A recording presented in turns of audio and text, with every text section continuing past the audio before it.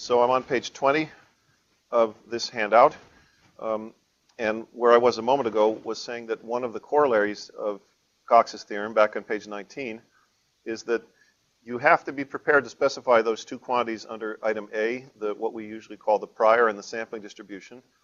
And given those two quantities directly, there's one and only one way to do inference, equation 2 at the top of page 20.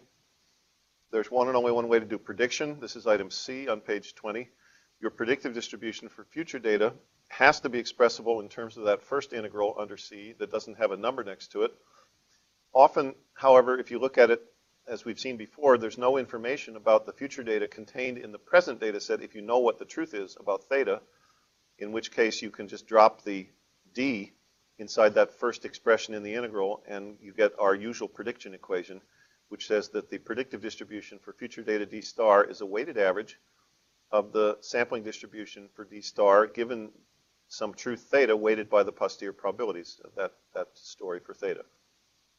So one equation for inference, one equation for prediction, and to make a sensible decision about which action to take, let's call it lowercase a, in the face of your uncertainty about theta, you have to be prepared to specify two more ingredients. Firstly, the set script A of feasible actions, among which you're choosing, and finally, item 2, top of page 21, a utility function u of a comma theta, taking values on the real number line, and quantifying your judgments about the rewards, monetary or otherwise, that would ensue. In effect, it corresponds to a kind of cost-benefit trade-off on the real line.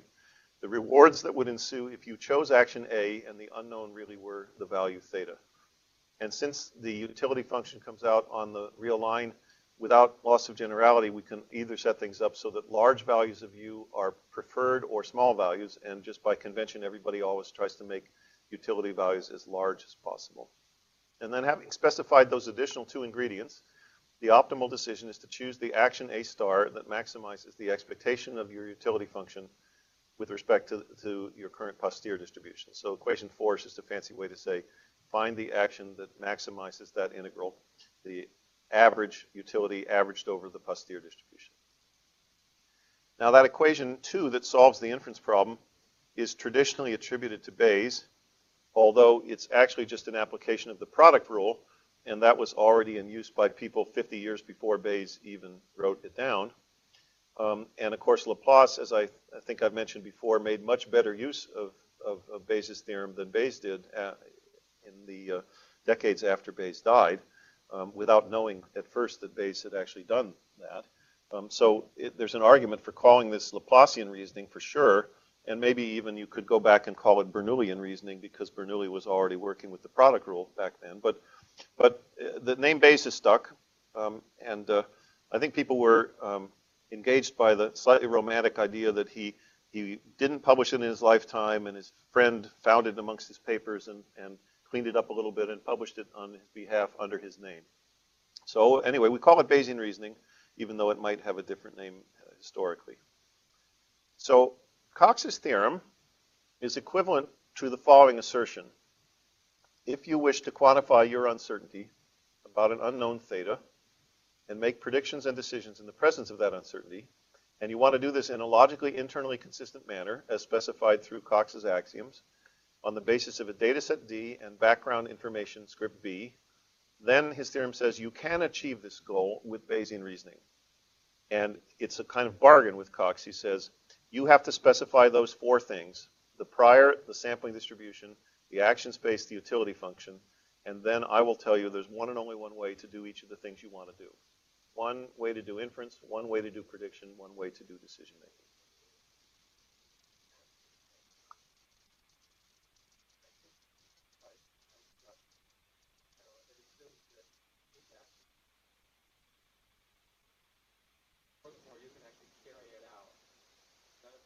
Yes.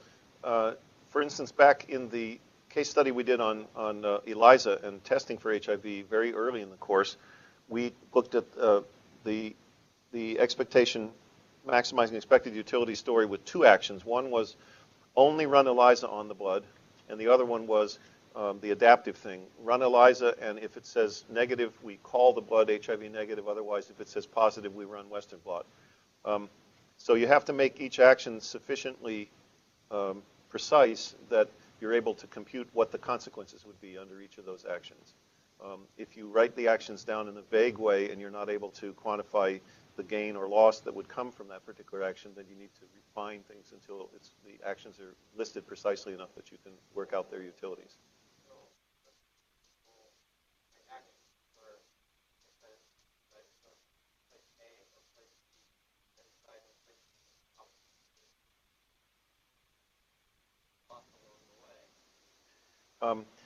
Then actually,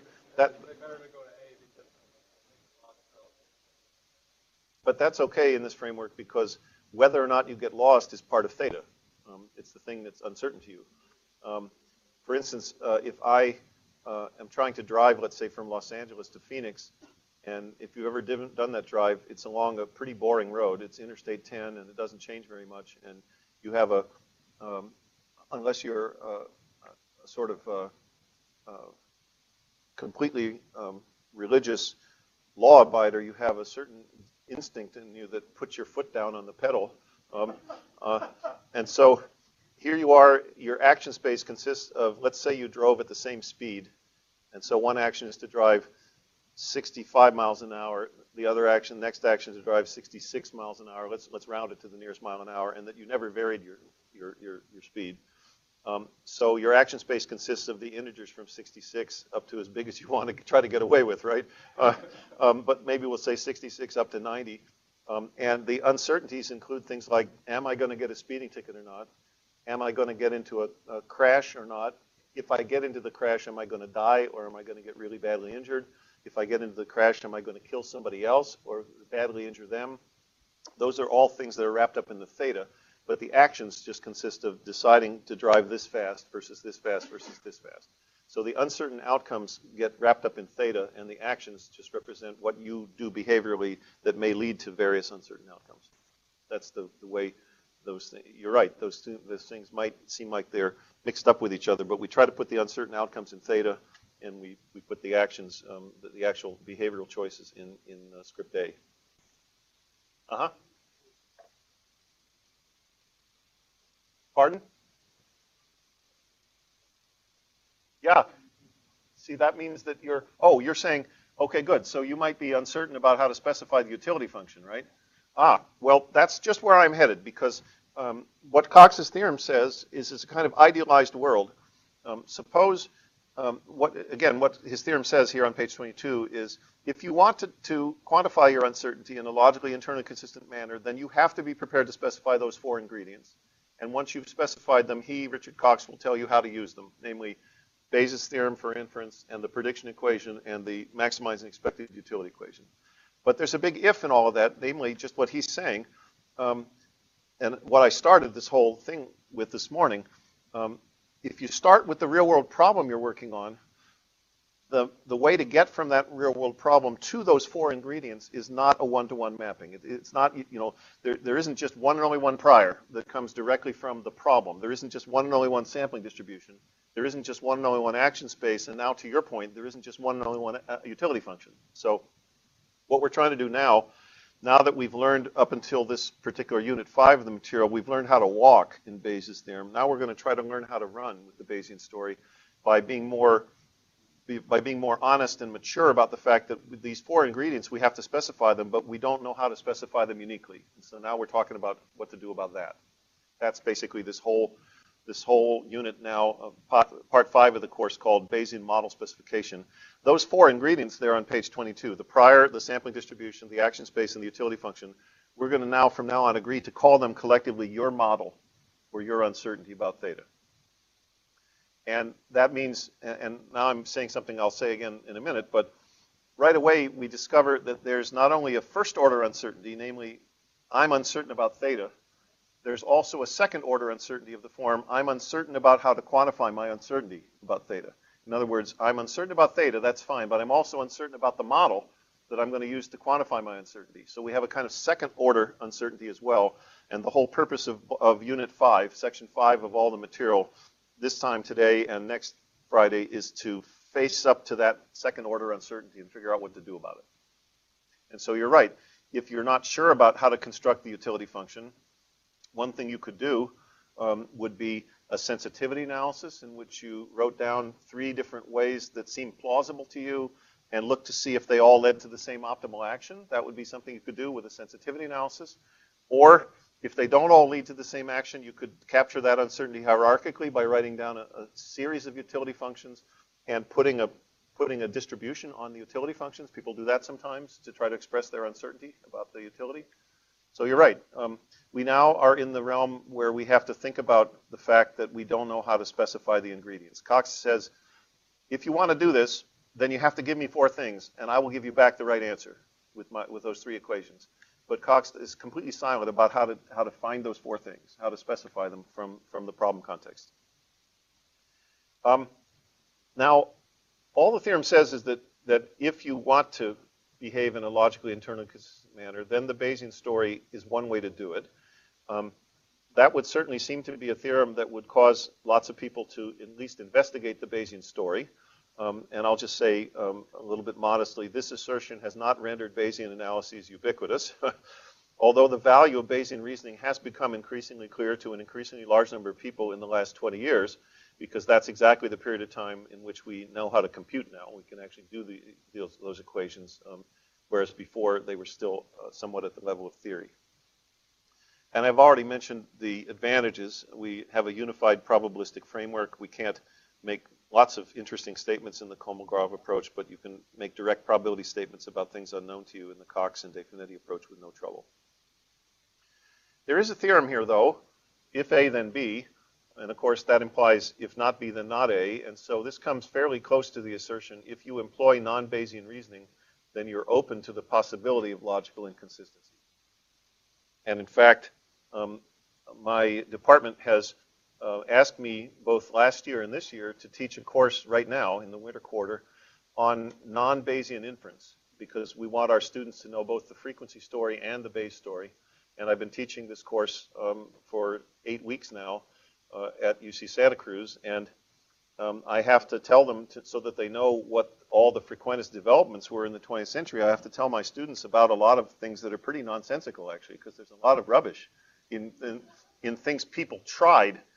Essentially, the whole 20th century, in my opinion, can be seen as a way of people. In fact, Jimmy Savage had exactly the right name for it. He was a prominent American Bayesian around the middle of the last century. He said, what everybody's been doing in the frequency side has been, for decades now, has been trying to eat the Bayesian omelet without breaking the Bayesian eggs. And what he meant was, everything ever since John Venn said that we shouldn't think about prior distributions, everything since then was a way for people to try to do something that got close to the Bayesian story, except never actually wrote a prior distribution down. That's essentially what the whole century of the frequency thing, from Mr. Venn all the way up until about 1980 or 1990, that's sort of the whole story. And it includes some pretty silly ideas, and I want to take a little break from this narrative to tell you one of them. This is a little unit on what the frequentists call unbiased estimation.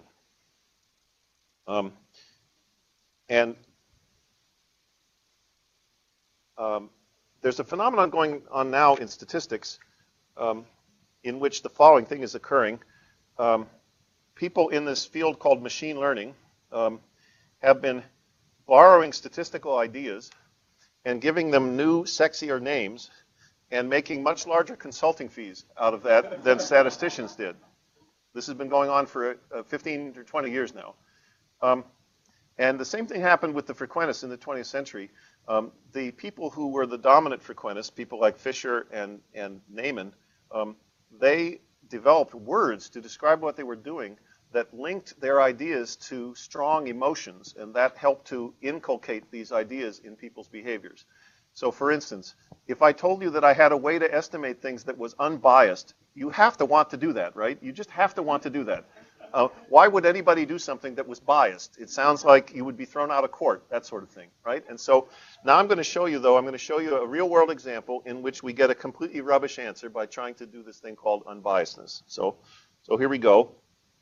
There's some notes on the course web page. If you go here, it says, let's see, it's down in this part here, I think. It says, quality of care example in which frequentist unbiased estimation produces a ridiculous result. So there's a section called handwritten notes, and I'm about to display those notes here.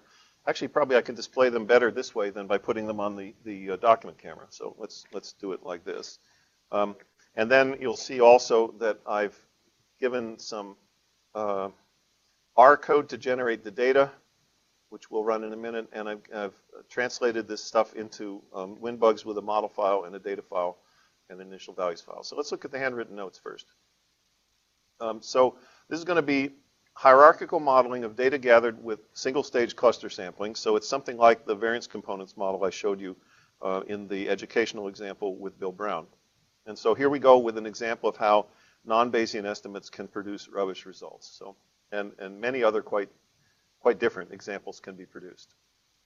So here's an absurd unbiased estimator. I'm studying quality of hospital care in California in 2011. To do this, I take what people call a single-stage cluster sample by taking a random sample of capital I hospitals in California in that year, and then a random sample of capital J patients from the chosen hospitals. Now, to do this right, I should really have the flexibility to take different numbers of patients in different hospitals, because some hospitals have a lot more patients in them, and you ought to either take more patients from the big hospitals, or else you ought to choose the hospitals in a manner that's called probability proportional to size, so that the bigger ones have a bigger chance of being chosen. You have to do something to resolve the disparity that some hospitals are small and some are big, but I'm going to ignore that here. I'm going to pretend it's okay to take the same number of patients from each hospital because it makes the math a little bit easier.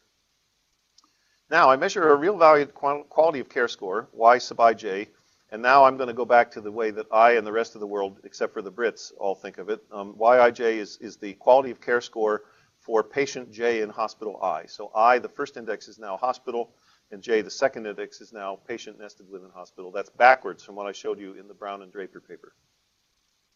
And this is a number that lives on the real line. Big numbers are better than small ones. Of course, to really understand what's going on, I should also measure hospital level and patient level covariates or predictor variables that help to explain differences in quality of care. But even if I had those variables, I would do a variance components model, just like the one I showed you in the paper with Bill Brown. So let's look at that paper, that model again. So Yij, the quality of care score for patient J in hospital I, can be decomposed into a grand mean mu, which represents the average quality of care in all of California, plus a random effect at the hospital level, which I'm going to write Roman letter A, subscript I, superscript capital H, and the I indexes which hospital I'm thinking of, and the capital H says this is a random effect for hospitals. And I model those things as like IID draws from a normal curve with mean 0 and variance sigma squared H because I chose the hospitals randomly. Then I add on finally a term that corresponds to a random effect at the patient level. This is the thing that earlier was called EIJ, but it's better understood in my view as a random effect at the patient level. It will have to be doubly subscripted because I need to talk about which patient I'm thinking about inside which hospital. So I have to know both the I and the J. And I'll write Roman letter A, subscript ij, superscript capital P to stand for the random effect for patients. And those are modeled as IID normal 0, mean 0, and variance sigma squared P in the standard off-the-shelf model. And I let little I run from 1 to capital I, the number of hospitals, and little j run from 1 to capital J, the number of patients. So the complete parameter vector in this model, we could call it eta. It consists of the numbers mu and sigma squared H and sigma squared P. And interest typically focuses on the following things: the grand mean mu, the so-called variance components, sigma squared H and sigma squared P, and various functions of those two variances, such as sigma squared H over the sum of the two variances, which turns out to be something called the intra-cluster correlation coefficient, and it measures the proportion of the total variability that resides at the hospital level rather than the patient level. So here, mu is so-called a fixed effect in this model. It's the population mean quality of care score in California in 2011. A sub I super capital H is the deviation of mean quality at hospital I from the grand mean. And then A subscript ij superscript capital P, which is also a random effect, is the deviation of quality of care for patient J from the mean quality at hospital I. That's the way to think about each of those things. The variance component sigma squared H quantifies variations from hospital to hospital. In other words, variations between hospital in mean quality. And sigma squared P which is another variance component, quantifies variations within hospital, in other words, between patients, in patient-level quality. And if you write down the repeated sampling variance of the Yij's, you find that adding a constant mu doesn't do anything, and the A sub I super H's and the A sub ij super P's are regarded as independent of each other, so the variance of the sum is the sum of the variances. In other words, sigma squared H plus sigma squared P is the total variance in overall quality of care. And that ratio I mentioned before, sigma squared H over sigma squared H plus sigma squared P, is regarded as the proportion of the total variance that's, quote, accounted for or, quote, explained by variations in mean hospital quality. So now Fisher told everybody how to analyze this model in 1932, and you build yourself an analysis of variance table. And you're supposed to compute all of Fisher's favorite things. You have these things, you've seen these guys before probably, right? You've got sums of squares, and you've got degrees of freedom, and you've got mean squares, and there's three different sources of variation. There's between hospitals and within hospitals and total variation. And so those are the expressions for the sums of squares. I don't need to dwell upon the details except to tell you that the dot subscript just denotes averaging over the relevant index. So y dot dot is what we get by averaging the quality of care across everybody in the whole study. And y sub I dot is the average quality of care in hospital I, for instance. And you write down the degrees of freedom, and you divide the sums of squares by the degrees of freedom, and you get those mean square things. And then Fisher would finish it off with a ratio of mean squares to do an F-test of some kind, right? That's the usual deal. So, okay, I've explained that. Now, instead of doing an F-test, which just gives you a p-value and is not very interesting, let's focus on the variance components. Turns out the following things are true. In repeated sampling, the expectation of the mean square for patients is equal to the thing it's supposed to be estimating, sigma squared p.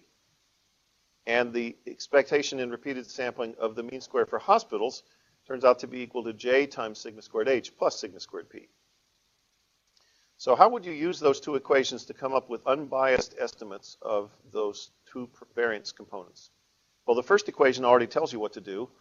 Unbiased means on average, the thing you're using to estimate something averages out to the right answer. And the first equation there says that, right? And so we know that the unbiased estimator of sigma squared p is just the mean square for p. That's great. But from the second equation, we can now combine that information from the first equation and solve for something that becomes an unbiased estimator of sigma squared h. Namely, take the mean square h and subtract off the mean square p and divide by j. See if you can imagine doing that in your mind. Replace each of those things that has an expectation on it by the actual random variable from the data, and solve the second equation for sigma squared h, and you get MSH minus MSP divided by j. So there we go. And this corresponds to something the frequentists call method of moments. And so you equate those two things to each other and solve, and look, we get those equations. Well, what could go wrong? What could go wrong with sigma squared h? It could be negative without any trouble at all. And the quantity you're interested in estimating has to be strictly greater than or equal to 0. And yet the unbiased estimator can go negative. That's got to be absurd, yes?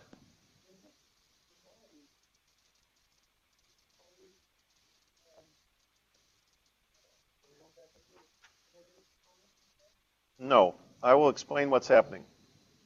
I'm trying to transfer over to, okay, good.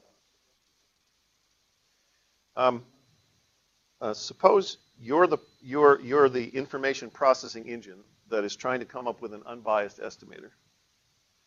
And suppose the truth, there's 0, and it has to be an unbiased estimator of a quantity that's strictly positive. And I'm going to think about the repeated sampling distribution of your quantity called sigma hat squared unbiased. Suppose the true data generating sigma squared for h in this problem, suppose the data generating sigma squared h is not 0 but fairly close to 0. Then in your effort to create something that balances out to the truth, what are you going to have to do? Those mean squares are just adding up some things and dividing by something. They're going to have a central limiting tendency. So this picture is going to look kind of like a normal curve. And the only way with a small amount of, there's going to be a fairly large amount of uncertainty around that value. The only way the unbiased estimator can pull off unbiasedness is by doing what? You can see right there. The only way it can pull off the trick of unbiasedness is to have a portion of the time it will produce an absurd result. It just can't do anything else. It's trying to be unbiased because we told it to, and the only way it can achieve unbiasedness is by producing silly results some portion of the time. I'm going to call this sigma squared sub h unbiased. That's what I want to call it.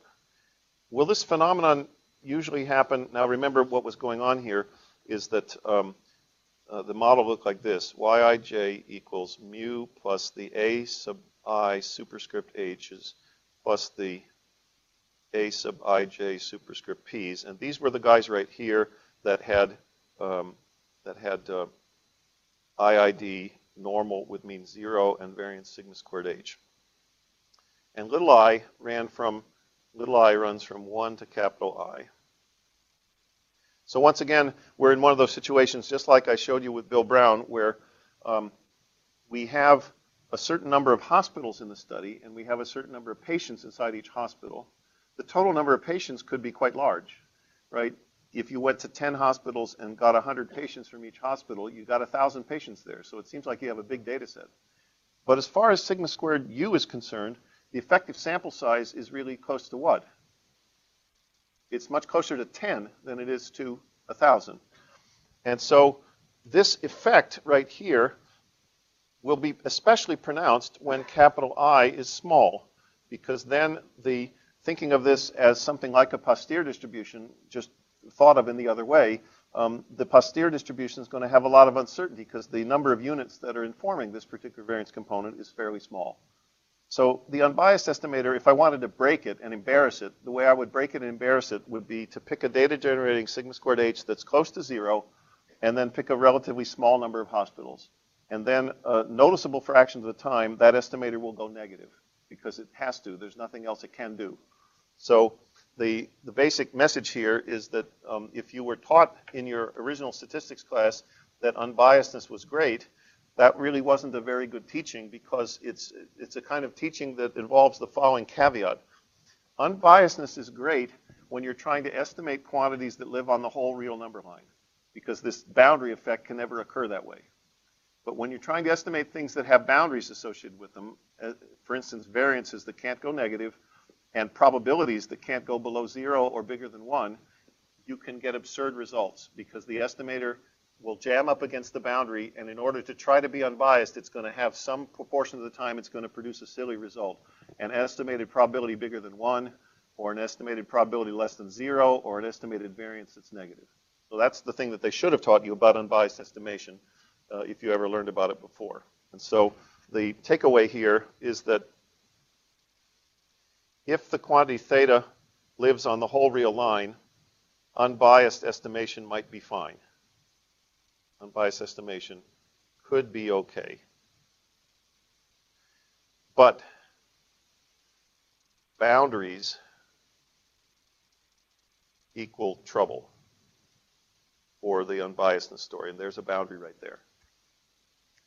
So let me now show you a data set in which the unbiased estimator is really silly, and then we'll go ahead and do the full Bayes analysis of the same data set and show we get something quite reasonable.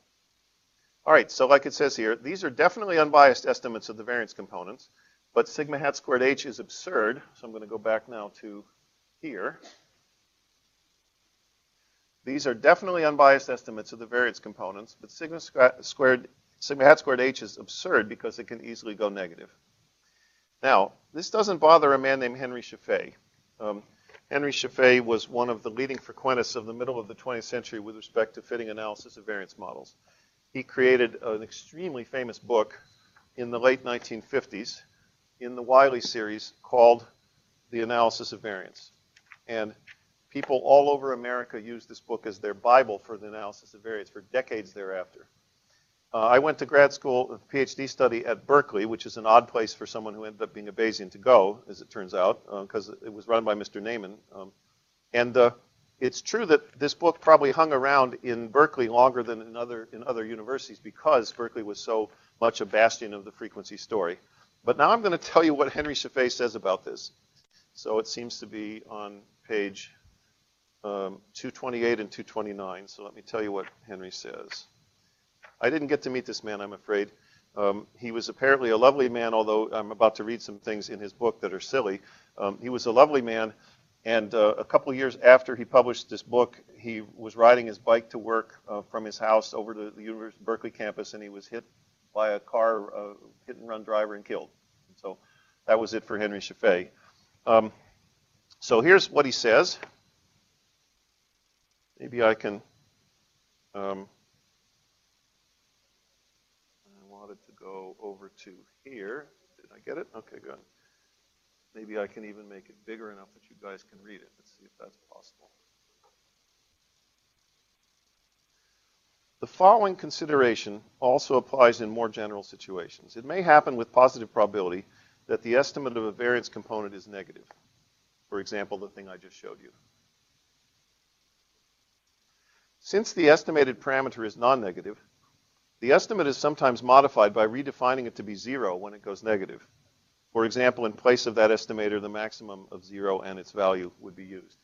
And I tell you, if you were a consulting client, or if Henry Chaffee had ever in his life actually worked with a real consulting client, that would be certainly what you would do. If you were going to try to use this unbiasedness thing, and your variance estimate came out negative, you would report 0 and fail to tell your client that your unbiased estimator went negative.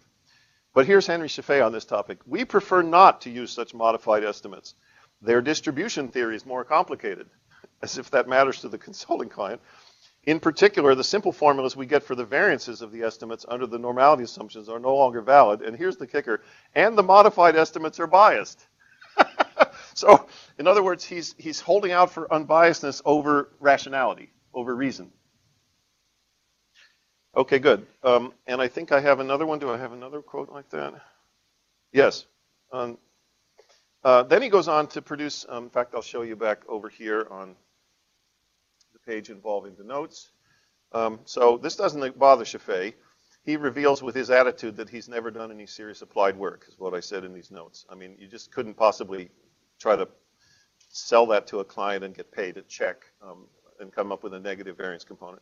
And so he actually goes on to derive the following confidence interval for the ratio sigma squared h over sigma squared p, which is, of course, related readily to the thing that people want in terms of the proportion of variance that comes from the hospitals. So here's his interval. It's a nasty-looking thing at the top of this page 6. And if you study its character for a little while, you can find that it's certainly possible for the left endpoint of that interval to be negative. And it's even possible for the right endpoint to be negative. So the entire interval could be negative for a quantity that has to be positive. The entire interval could be negative. Not only is it possible for this interval to have a negative left endpoint, the entire interval could be negative. This also doesn't bother Chaffee. His position on this issue shows that he values unbiasedness more highly than sanity. And I'll read you this quote. He says, in light of the above discussion, we see that if the interval is considerably shortened by deleting the part, if any, to the left of the origin, which is what any sensible person would do if you were trying to use this flawed machinery, a misleading impression of the accuracy of the estimation may result. If the interval is completely to the left of the origin, one might consider translating it until it just includes the origin to meet the above objection to shortening it. However, one might again feel on non-mathematical and intuitive grounds that an interval estimate like that from -5 to -3, for a variance, mind you, or a ratio of variances, an interval estimate like that from -5 to -3 is stronger evidence that the true value of a non-negative parameter is 0 than if the interval ran from -2 to 0. In practice, it would be well to report the values of the estimates in addition to the interval. So this is basically someone who values unbiasedness so much that he is willing to never actually work with a real-world client. I mean, this is just absurd. Now, can we do better than that?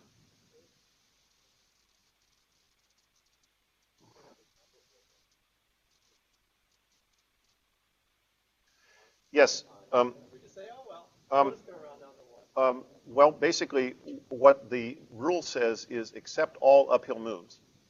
And you can make that rule, you can operationalize that rule, make it operational by taking the ratio of the height of where you're going to where you are now, and regard that as the acceptance probability, except that if it's bigger than 1, you just call it 1. So that's not really at the level of this absurdity, right? I mean, that's just a little math trick to write down find the answer in a compact way. But this is actually, this could actually give people really bad scientific answers. All right, so let's see what to do instead. So I'm going to go back now to the web page, and I'm going to show you the R code that generates the data, and we're going to run that code and get the data. Pardon? Oh, yes, thank you. So here I choose a random number seed and set the seed. And I'm going to make a data set where the overall average quality of care is 70. And I'm going to deliberately make the between hospital variability small. So on the standard deviation scale, sigma h is 1. And the sigma p at the patient level is much larger, 25. Although that doesn't matter as much. What matters is that the sigma h is 1. Then I'm going to only give the data set 10 hospitals to work with, the unbiased machinery, 10 hospitals to work with, and I'll give it 150 patients in each hospital. So now the next loop, it just creates a matrix of the data values and prints them out. So let's go ahead and run that and print them. Let's see what we get. And I need an R. R seems to be here. So it's a lot of numbers to look at, but that's my data set. It has 10 rows and 150 columns, 1 row for each hospital and 150 columns for each patient in those hospitals. Okay, good. Now, y dot dot is the overall mean, and the data generating value was 70, and you can see that I get a number in this data set pretty close to that, about 69. And the yi dots are the estimated means inside each hospital, those 10 numbers that represent the mean at each hospital level, and I can get them as well.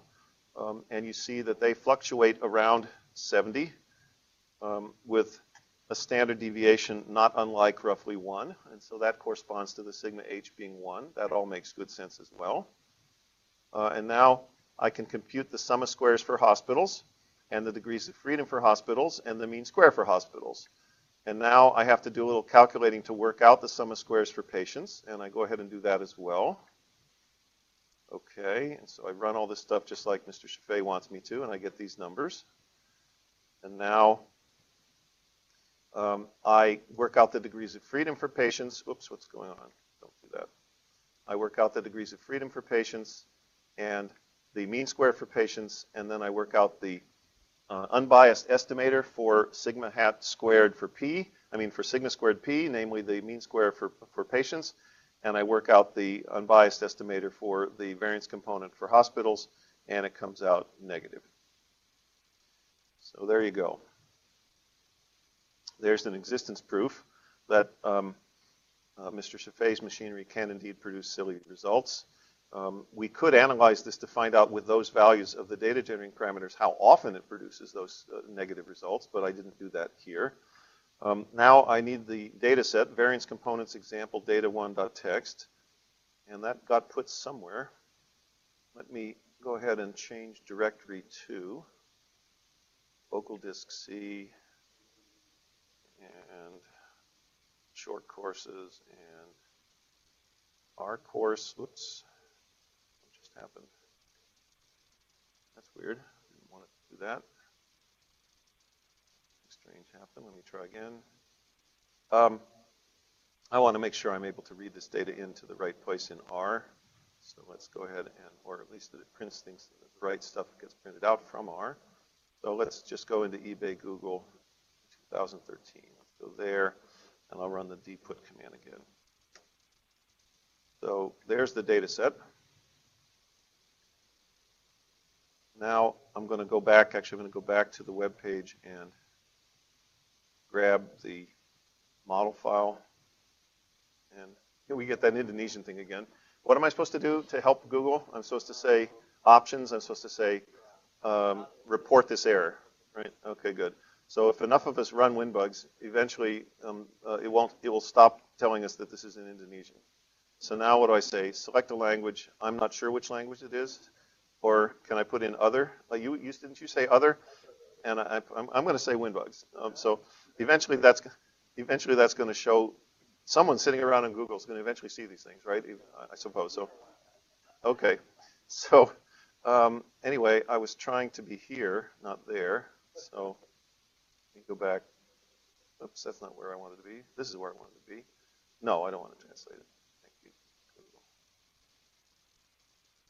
So I'm going to start up a WinBugs, and that's funny. Are you over there? And kill off the thing that says caveat emptor. And so there's my model, which I will now explain to you.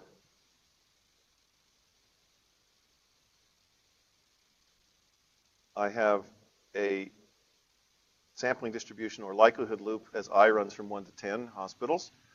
And I generate the random effect for hospital I by a normal draw with mean 0 and precision tau.h. I generate the mean for that hospital by adding theta to that number, where theta is the grand mean. And then I have inside that another loop in which I generate the individual quality of care scores at the patient level by taking normal draws from hospital. Patient J in hospital I take a normal draw with mean mu I and a precision tau.p. Then I put a diffuse normal prior with huge variance and very small precision on theta, and I put uniform priors on the sigma h and sigma p with those numbers 5 and 50 chosen big enough not to truncate anything.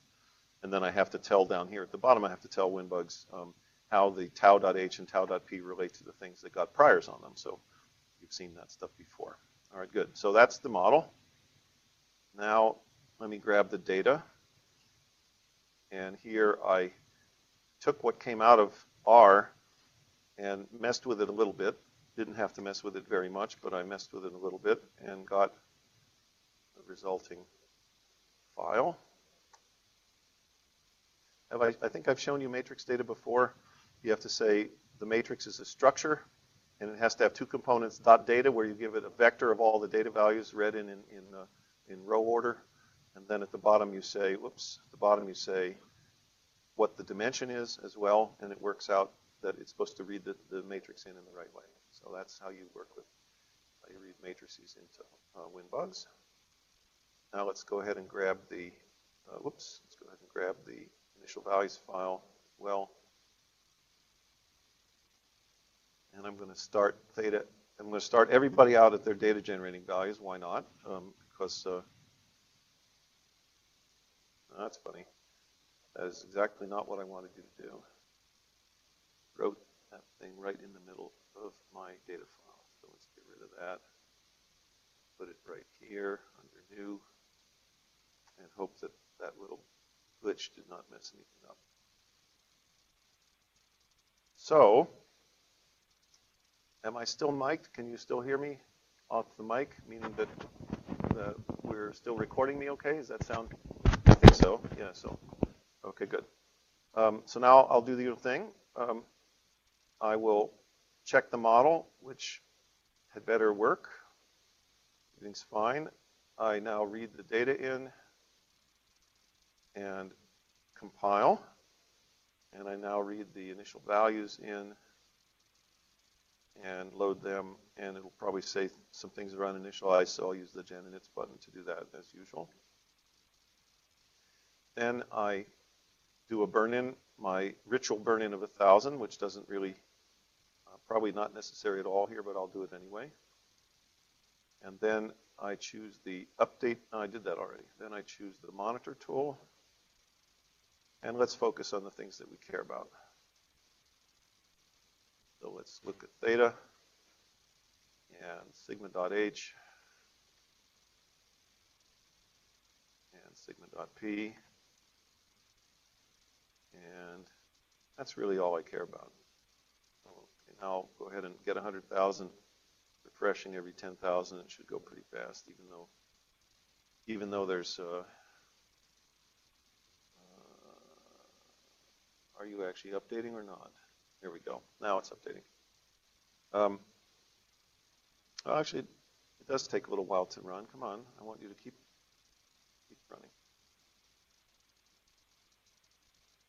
all kind of strange. Haven't seen it do this before. I'm going to ask it to show us the updates every 1,000. What happened to that? Okay, now it's kicking along. So while this is cooking, let's go back and talk about what we were talking about before. Namely, oops, that's not what I want. I want to control L this guy. So we now have a logically internally consistent way to learn from the world, but there are challenges. One of them is computational, and we're going to talk about that in week 9. We've already talked about how to do computation in small and medium-sized data sets. And by that I mean you could probably use RJAGs with no trouble for data sets up to 100,000 observations with up to maybe 500 to 1,000 predictors. And you could still get results out in a decent amount of time, a matter of hours, something like that. But big data sets, we have to come up with something new, and I'll be talking about that in week 9. So one of the challenges is computation, and the other one is, the really big one is model specification. So all these corollaries to Cox's theorem and De Finiti's theorem solve my original problems 3 through 5. They say how to draw inferences and make predictions and decisions in the presence of uncertainty, but my tasks 1 and 2 are still unaddressed. I have to specify the prior, specify the sampling distribution, specify the action space, specify the utility function. So there's our 4 ingredients: P of theta given B, P of D given theta and B, the action space and the utility function, and outcome, the optimal behavior. So to summarize on the bottom page 24, inference and prediction require us to specify those first 2 ingredients, and then decision making requires us to specify the first 2 ingredients plus 2 more. And now we have a foundational question: how should this be done in a sensible way? And the deal is that Cox's theorem is completely silent on this point, except it urges you to only use proper distributions. So improper priors are not really supposed to be used to make sure that you get logically internally consistent results. Sometimes you can get away with them, but we're going to try to make our prior distributions proper. Then that's it. Cox doesn't give us any advice beyond that. And in my view, as I said earlier today, in seeking answers to these specification questions, we're roughly at the same moment in the profession we were just before Cox had first published his theorem on the logical progression from principles to axioms to theorems about what the optimal way is to behave probabilistically, to manipulate probabilities. And so what's happening, both from the frequentist side and the Bayesian side, is that many people have made ad hoc suggestions about how to start with the real-world problem and go from that to the 4 ingredients in the model, but little formal progress has been made. And so I want now to articulate some principles that will help to move us in the right direction. And I will show you, maybe I'll show you a 1 or 2 small theorems as well as we go along. So if we could make progress on this as a discipline, we would be closer to a theory of applied statistics, which we don't yet have and which I think we need. All 4 of the ingredients are important. For the rest of today and on next Friday, I'm largely going to focus on specifying the prior and the sampling distribution. And so we're going to use as our shorthand those 2 things are going to be called your model, capital M, for your uncertainty about theta. And then later on, I'll have a few comments about decision theory. I think we're probably done with the WinBugs code, so let's go back. Yes, we have our iterations now. So what have we learned about theta? Well, it's around 70, which, in fact, we've gotten exactly the same point estimate that we got from the frequentist point of view, the unbiasedness point of view. I guess I could show you that by going back to the R stuff and showing you the estimate of mu came out 68.81, and the WinBugs posterior mean 68.81. I didn't bother to work out a standard error from the frequentist point of view, but it would have matched this Bayesian posterior standard deviation quite closely. So because theta is a parameter that lives on the whole real line, not going to be a problem with unbiased estimation misbehaving. Sigma squared p, similarly, not going to be a problem. I can't assert that ahead of time because sigma p could easily be something that could be close to 0, but look at the posterior. Do we have any problems with running up against boundaries? No, the posterior is concentrated between 22 and 27. And so once again, unbiased estimation is going to do a good job here. And so if we calculate the stats, we would discover and compare that back with what we got from the unbiased estimation point of view. We're getting 24.72 from the Bayesian point of view. And didn't I calculate? Oh, yeah. I want to take the square root of 610.5702. So let's do that, because I'm working on the standard deviation scale now. And so you get 24.71, and we got just a minute ago 24.72. And so the unbiasedness story does not betray us in this case either, because there is a potential boundary, but it's not touched by the data. But now what about sigma squared h? Well, check it out. It looks sort of like a half normal distribution. The right answer from a scientific point of view is that, yes, there is a fair amount of evidence that sigma dot h is close to 0, but we know structurally that it has to be greater than or equal to 0. So obviously the posterior distribution lives solely where it has to. And actually, interestingly, I think this is just a coincidence, but the posterior mean almost exactly matches the data generating value. We tried to use sigma dot h as 1.0 in the data generating, and the posterior mean comes out 1.04. So this is an example where a Bayesian analysis avoids doing something ridiculous, and it does so by following Cox's rules of logical internal consistency. You can never, in the Bayesian approach, have a negative variance estimate. Never. Whereas unbiasedness can let you down in that way quite a bit. So let's go ahead and get out of WinBugs and get out of R. Go back to our narrative.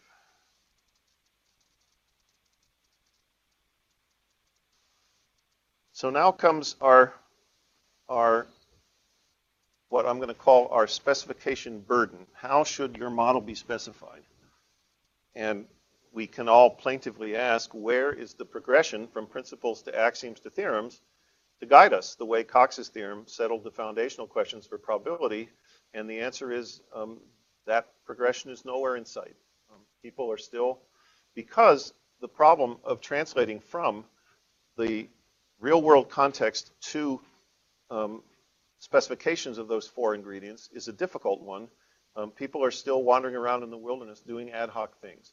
So I'm going to try to share with you some principles that will help decrease our level of ad hocery, and those principles will lead to some direct suggestions for how to do things like comparing one model with another and deciding when a model is good enough to stop looking for another one. So making progress on this problem requires that I have to define what I mean by the phrase optimal model specification. And for this purpose, I find the following two-step argument helpful. Remember that all Bayesian reasoning under uncertainty is based on the definition of conditional probability, which says the probability of A given B is equal to the probability of them both divided by the probability of the thing that you're given. What happens to that definition if B is false?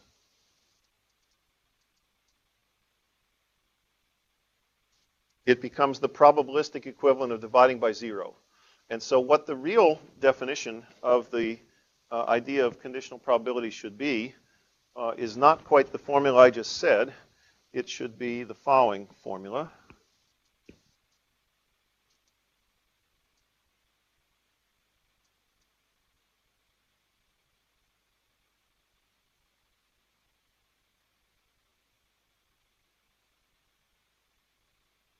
Oh, yeah, I got to zip back in, don't I? Let me go ahead and thank you.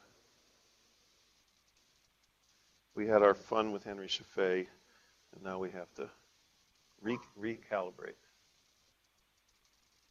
Is it all in view now? I have the wrong glasses on to check.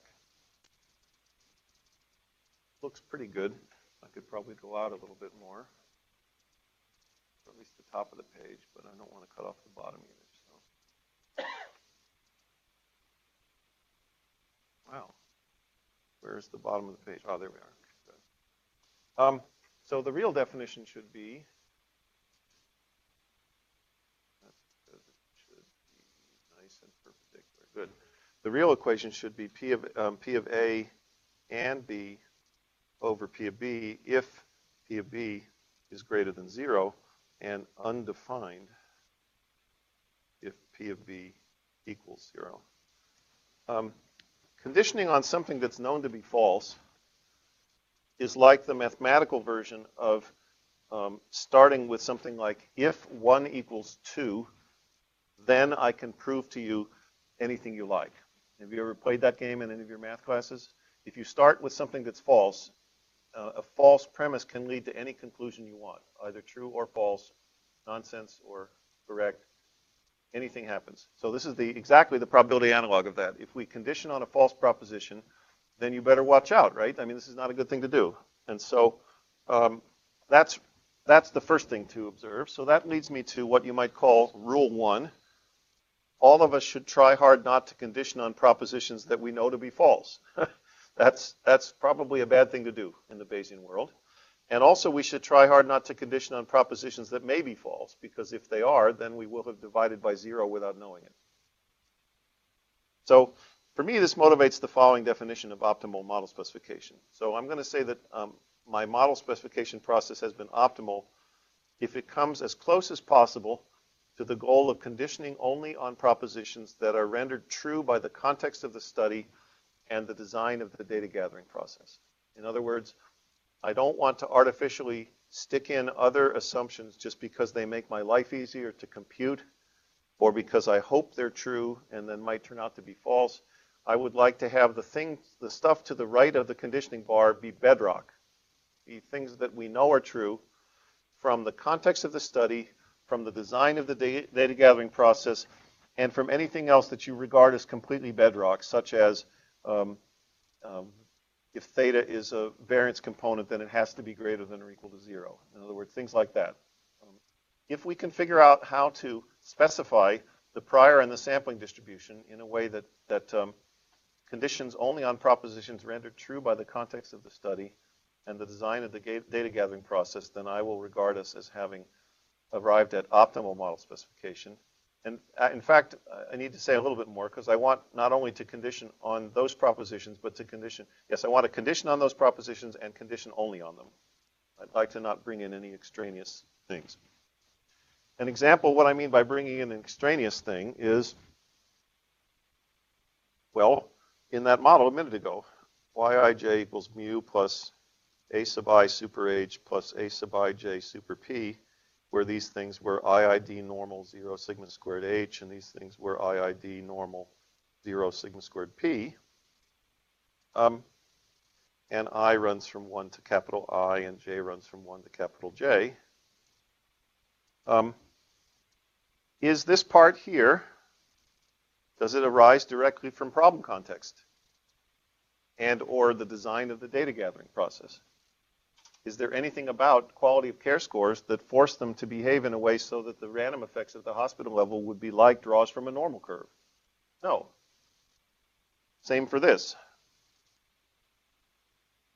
Also, same for this whole structure, right? Because why does the structure of the Yij's have to have exactly this additive structure and not something else that relates to these quantities? We could have things like mu times 1 plus a sub I, which is a deviation around, a multiplicative deviation around the story. Why did I work with Yij rather than the logarithm of Yij, which would correspond to that multiplicative story I just told a minute ago? In other words, if we start right with the problem context of having worked with data that's quality of care scores from capital J patients chosen randomly from each of capital I randomly chosen hospitals, that's great. We can condition on the fact that capital I is 10 in our data set and the capital J is 150. We can certainly condition on that. But all the rest of this stuff is extraneous conditioning. And when we come up with, for example, when we come up with a posterior distribution for mu, if I try to say posterior distribution given the data and only the background information, it's really a lie, because I actually, in addition to this information here, I inserted the information that this particular model works. I stuck that in as a premise.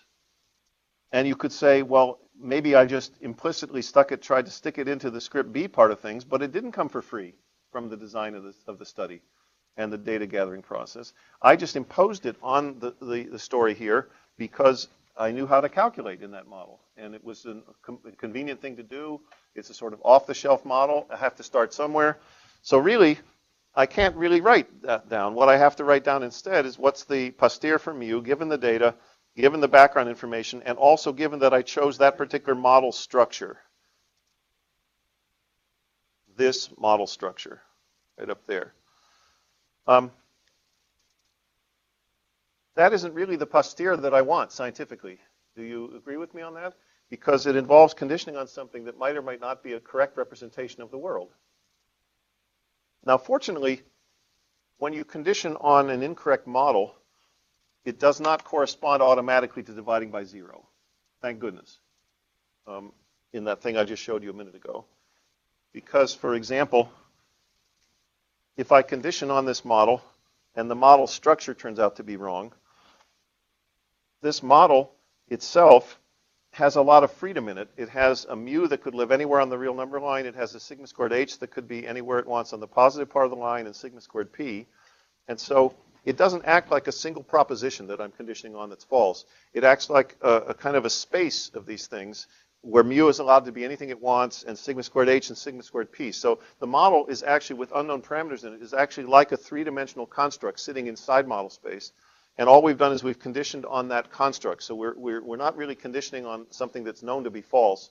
We're conditioning on a world in which we can hope that the true data generating mechanism is close to that world. That's essentially what's going on. And after lunch, I'll try to make that a little less fuzzy. It looks like it's our lunchtime.